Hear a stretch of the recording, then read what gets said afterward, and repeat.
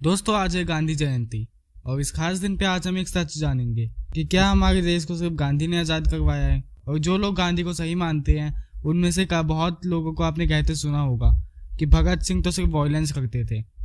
तो आज हम जानेंगे इसके पीछे की सच्चाई क्या है और गांधी जी उस समय क्या कर रहे थे जब भगत सिंह को फांसी होने वाली थी। साल 1919 Mahatma Gandhi non corporation movement launch करते हैं।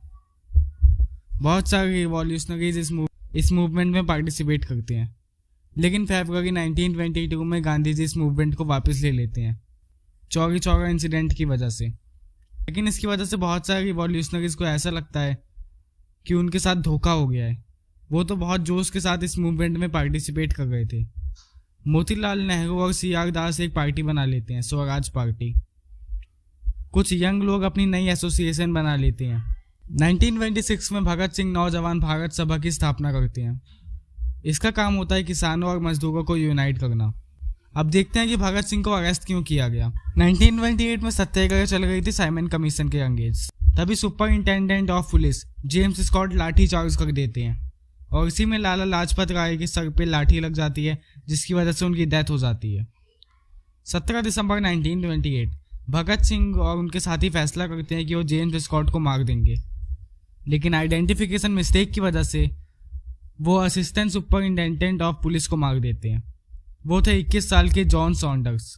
इसी बीच एक इंडियन पुलिस कांस्टेबल चरण सिंह राजगुरु और भगत सिंह को पकड़ने के लिए भागते हैं, पर चंद्रशेखर आजाद बीच में आके उन पर भी गोलियां चला देते हैं। इस पूरे इंसिडेंट को लाहौर कॉन्स्पिरेसी केस बुलाया जाता है। ब्रिटिशर्स एक सर्च ऑपरेशन चलवाते हैं लाहौर में भगत सिंह के खिलाफ, लेकिन भगत सिंह वहां से भाग जाते हैं कलकत्ता। यहाँ पे जो दूसरा केस है वहां पे भगत सिंह और बटुकेश्वर दत्त सेंट्रल असेंबली में बम फोड़ देते हैं। बम गिराने के बाद वो भागे नहीं बल्कि खुद को अरेस्ट करवा लिया। ये बम बहुत कम इंटेंसिटी का था। इसका मकसद किसी को मारना नहीं था। इससे कुछ छोटी इंजरीज आती है 6 लोगों को और किसी की डेथ नहीं होती है। 7 मई 1929 को इनका ट्रायल शुरू होता है और इन पर झूठे आरोप लगाए जाते हैं। वहाँ पे कहा जाता है कि भगत सिंह ने गोलियां भी चलाई थी। इन पर अटेम्प्ट टू मर्डर का केस भी लगाया जाता है, जबकि ये साफ था कि भगत सिंह का इंटेंशन किसी का मर्डर करना नहीं था। कोर्ट में भगत सिंह खुद को रिप्रेजेंट करते हैं और बटुकेश्वर दत्त को रिप्रेजेंट करते हैं कांग्रेस के मेंबर और एमिनेंट लॉयर आसिफ अली। 1 महीने बाद ये कोर्ट इनको लाइफ इम्प्रिजमेंट की सजा सुनाते हैं, मतलब 14 साल की जेल।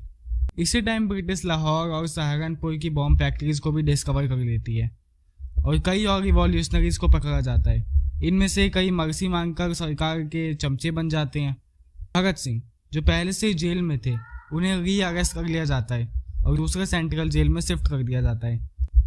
जेल में भगत सिंह हंगर स्ट्राइक पे चले जाते हैं और कहते हैं कि उन्हें एक पॉलिटिकल प्रिजनर की तरह ट्रीट करा जाए, लेकिन ब्रिटिशर्स नहीं चाहते थे कि भगत सिंह को एक पॉलिटिकल प्रिजनर की तरह देखा जाए और इन्हीं सब की वजह से भगत सिंह एक नेशन आइकन बन जाते हैं। अमृतसर और लाहौर में लोग इकट्ठा होने लग जाते हैं और गवर्नमेंट को सेक्शन 144 को इम्पोज करना पड़ता है।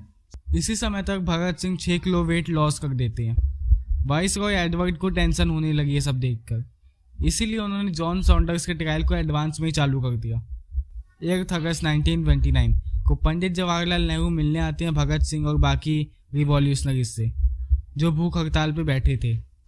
रिवॉल्यूशनरी अब अपने खुद के ट्रायल को ही बॉयकॉट कर देते हैं, लेकिन ब्रिटिश सरकार के होम मिनिस्टर एक नया अमेंडमेंट लाते हैं सेंट्रल असेंबली ऑफ शिमला में, जिसमें लिखा था कि अब एक्यूज को ज़रूरत नहीं है ट्रायल में होने की। अगर वो ट्रायल में नहीं आता है तब भी ट्रायल होगी। इस चीज़ को लेकर जिन्ना भी एक स्टेटमेंट देते हैं 1929 में, जिसमें वो शायद भगत सिंह को डिफेंड करने की कोशिश कर रहे होते हैं। आप ये बात अच्छे से जानते हैं कि ये लोग मरने के लिए तैयार हैं, कोई मजाक नहीं है। ऑनरेबल लॉ मेंबर इस बात को समझे कि हर एक व्यक्ति तो ऐसा नहीं कर सकता कि खुद को भूख से तड़पा कर मरने के लिए तैयार। कुछ समय तक खुद भूखे रहने की कोशिश कीजिए, आपको समझ आ जाएगा। जो आदमी भूख हड़ताल पर जाता है उसके अंदर एक आत्मा है, वह अपनी आत्मा के रास्ते पर चलता है, उसे अपने मुद्दे के सही होने में विश्वास है, वह कोई राह चलता अपराधी नहीं। अगले दिन जतिंदर नाथ दास शहीद हो जाते हैं 63 डेज की भूख हड़ताल के बाद। भगत सिंह अपनी स्ट्राइक कंटिन्यू रखते हैं, लेकिन अपने पिता से मिलने के बाद फाइनली अपनी स्ट्राइक तोड़ देते हैं। 116 दिन बाद। उस टाइम तक ये दुनिया की one of the longest hunger strike बन चुकी थी। लेकिन अब भगत सिंह के 4 रिवॉल्यूशनरी दोस्त उनको धोखा दे देते हैं। हंसराज, जय गोपाल, मोहिंदर नाथ घोष और मनमोहन बनर्जी, इन सबको कुछ ना कुछ रिश्वत मिली थी ब्रिटिशर्स के द्वारा और इस सब ट्रायल में भगत सिंह के अगेंस्ट बोलते हैं। भगत सिंह के किस्से दुनिया भर में फैल रहे थे तो वॉइस रॉय इमरजेंसी डिक्लेयर कर देते हैं और एक स्पेशल ट्रिब्यूनल को सेटअप किया जाता है ट्रायल के लिए। इसको सेंट्रल असेंबली से कभी कोई अप्रूवल नहीं मिला, ना ही ब्रिटिश पार्लियामेंट से। तो भगत सिंह को जो फांसी दी गई थी वो पूरी तरह से इनलीगल थी। 4 मई 1930 को गांधी वाइसरॉय को लिखते हैं इस चीज को क्रिटिसाइज करते हुए। भगत सिंह और दूसरों के ट्रायल में आपने ऑर्डिनरी प्रोसीजर को त्याग दिया और कानूनी प्रक्रिया को जल्दी करने के लिए एक शॉर्टकट निकाल लिया। इन ऑफिशियल एक्टिविटीज को एक छुपा हुआ मार्शल कानून ना कहा जाए तो क्या कहा जाए। अब यहाँ पे भगत सिंह के फादर भी लिखते हैं स्पेशल ट्रिब्यूनल को कि बहुत सारे फैक्ट हैं जो प्रूव करते हैं कि भगत सिंह इनोसेंट है। वो रिक्वेस्ट करते हैं कि भगत सिंह को अपॉर्चुनिटी दी जाए अपनी इनोसेंस प्रूव करने की। जब भगत सिंह को इस लेटर के बारे में पता चलता है तो वो बहुत गुस्सा हुए। 4 अक्टूबर 1930 को वो अपने फादर को एक लेटर लिखते हैं ये कहते हुए कि अगर किसी और ने ये बोला होता तो ये उसे एक धोखेबाजी मानते, लेकिन क्योंकि उनके पिता ने कहा था तो ये उसे weakness of the worst type मानते हैं। उन्होंने कहा फादर यू हैव फेल्ड। वो कहते हैं कि उन्हें कोई फर्क नहीं पड़ता लीगल लॉज क्या कहते हैं, कोर्ट में क्या चल रहा है। वो चाहते हैं कि उन्हें कड़ी से कड़ी सजा दी जाए क्योंकि वो एक पॉलिटिकल प्रिजनर है। 3 दिन बाद 7 अक्टूबर 1930 को भगत सिंह, सुखदेव और राजगुरु को फांसी की सजा सुना दी जाती है। लेकिन भगत सिंह की जान बचाने के लिए देश भर से बहुत सारी एप्लीकेशन आती है। 31 जनवरी 1931 में इलाहाबाद में गांधी जी ये कहते हैं फांसी नहीं होनी चाहिए। मेरा व्यक्तिगत धर्म यह कहता है कि ना केवल उनकी फांसी रुकनी चाहिए बल्कि उन्हें जेल में भी नहीं होना चाहिए। लेकिन इसके बाद भी जब गांधी जी 17 फरवरी को इरविन के साथ बात करते हैं तो वो कोई प्री कंडीशन नहीं रखते हैं क्योंकि उनका मानना था कि आज़ादी तक का रास्ता किसी के लिए भी नहीं रोका जा सकता। तो 14 फरवरी को कांग्रेस के मेंबर और लॉयर तेज बहादुर वाइसरॉय से बात करते हैं इस कन्विक्शन की लीगैलिटी को लेकर। एक और कांग्रेस लीडर मदन मोहन मालवीय अपील करते हैं कि कम से कम इस हैंगिंग को तो रुकवा दो, इसकी जगह भले उन्हें लाइफ इम्प्रिजमेंट की सजा दे दो। इस पॉइंट को कंसीडर करो कि भगत सिंह ने जो भी किया वो सेल्फिश मोटिव की वजह से नहीं किया बल्कि पैट्रियोटिक रीजन की वजह से किया है। 18 फरवरी को गांधी जी इरविन के साथ मिलते हैं और कहते हैं कि अगर वो चाहते हैं कि देश का माहौल उनके कंट्रोल में हो तो इस हैंगिंग को सस्पेंड कर दें। महात्मा गांधी कोशिश करते हैं कि इनकी फांसी को डिले करवा दिया जाए और कैंसिल करवाने की फिर बाद में सोचेंगे।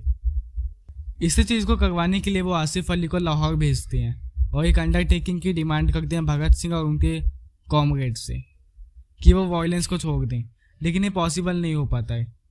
7 मार्च 1931 को महात्मा गांधी एक पब्लिक मीटिंग में कहते हैं दिल्ली में, मेरा ज़मीर कहता है कि किसी को भी फांसी की सजा नहीं होनी चाहिए, भगत सिंह जैसे बहादुर इंसान को तो बिल्कुल नहीं। 17 मार्च सुभाष चंद्र बोस एक बड़ी गैदरिंग को एड्रेस करते हैं आज़ाद मैदान में।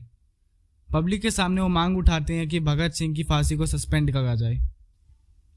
अगले दिन 18 मार्च को भगत सिंह के जो डिफेंस लॉयर थे प्रनाथ मेहता, वो भगत सिंह और उनके कॉमरेड से कहते हैं कि वो एक मर्सी पटिशन लिखें, एक माफ़ीनामा।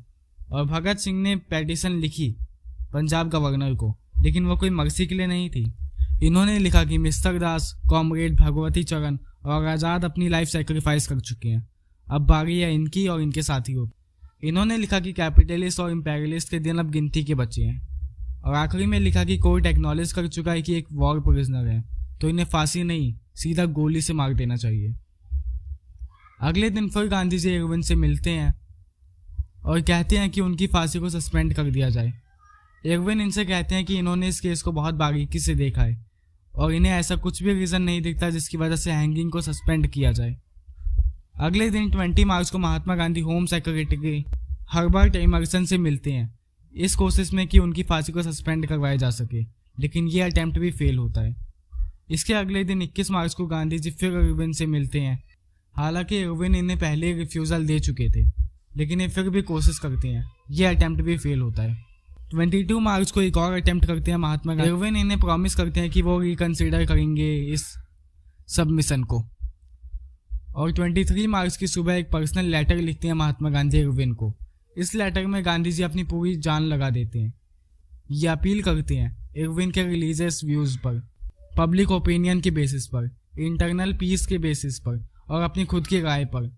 मतलब उन्होंने इन सारे एस्पेक्ट से अलग अलग रीजनिंग देके कन्विंस करने की कोशिश करी इरविन को, लेकिन वो फेल हो जाते हैं। 23 मार्च को भगत सिंह, राजगुरु और सुखदेव एग्जीक्यूट हो जाते हैं। उनके लॉयर प्रनाथ मेहता उनसे आखिरी दिन मिलते हैं और उनसे पूछते हैं कि इंडियंस के लिए उनका फाइनल मैसेज क्या रहेगा। तो वो जवाब देते हैं, डाउन विद इम्पेरियलिज्म और लॉन्ग लिव रिवॉल्यूशन, यानी इंकलाब जिंदाबाद। वो पूछते हैं भगत सिंह से कि उन्हें कैसा फील हो रहा है। भगत सिंह रिप्लाई करते हैं, हैप्पी एज ऑलवेज। और फिर भी कुछ लोग कहते हैं कि महात्मा गांधी ने कुछ नहीं किया भगत सिंह को बचाने के लिए। तो अगर आपको सीख लेके जाते हैं इस वीडियो से, तो वो ये होगी कि अगर आप भगत सिंह को रिस्पेक्ट देते हैं तो महात्मा गांधी को भी रिस्पेक्ट देना बनता है इस बात पर। वीडियो अच्छी लगी हो तो लाइक कर देना, चैनल को सब्सक्राइब कर देना। वीडियो देखने के लिए धन्यवाद।